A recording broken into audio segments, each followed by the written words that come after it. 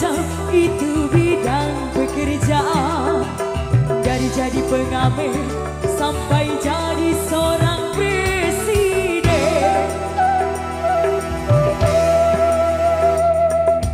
1001 macam cara orang cari makan.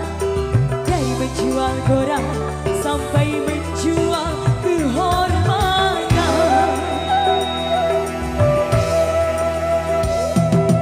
Ada cara yang halal, ada cara yang haram.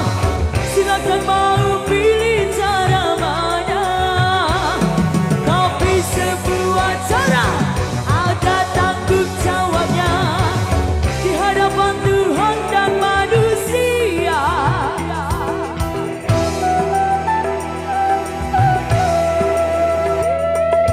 1001 macam itu bidang pekerjaan. Dari jadi pengamen sampai jadi seorang presiden.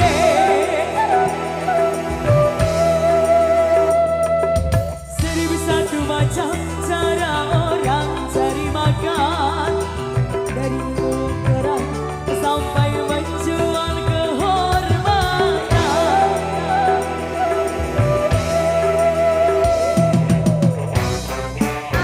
Dia dari Saudio Coklat Videografi.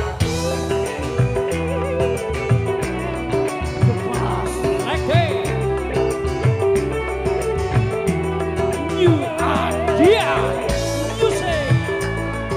Terbikin spesial buat semuanya.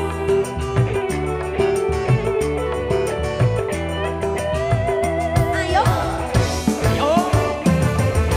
Banyak orang berkata dalam mencari nafkah, cari yang haram saja sudah susah, apalagi yang halal.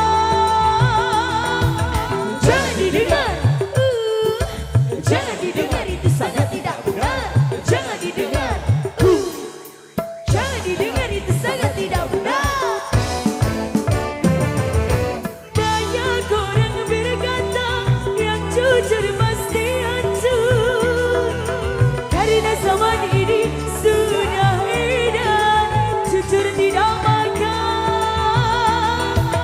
Zaman yang edan, zaman yang edan, kita jangan jadi setan. Zaman yang edan, zaman yang edan, kita jangan jadi setan. Siapa meninggalkan yang haram karena takut kepada Tuhan, pasti semua akan digantikan. Rizki yang halal dan digandakan, insya Allah.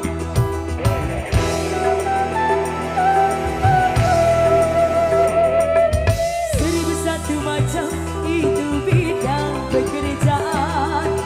Dari yang dulu maling sekarang jadi tukang suling. 1001 macam cara orang cari makan. Dari juragan rendang sampai menjadi tukang kendang. Ayo. Ada cara yang halal, ada cara yang haram. Silakan mau pilih cara mana. Tapi sebuah cara ada tanggung jawabnya di hadapan Tuhan dan manusia.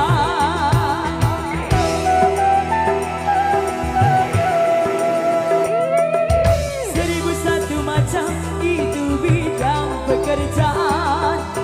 Dari penjual lidi sampai jadi tukang melodi.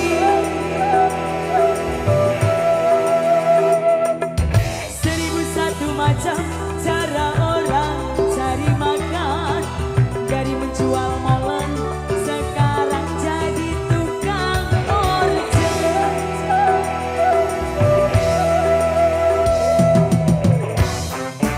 Dia yo.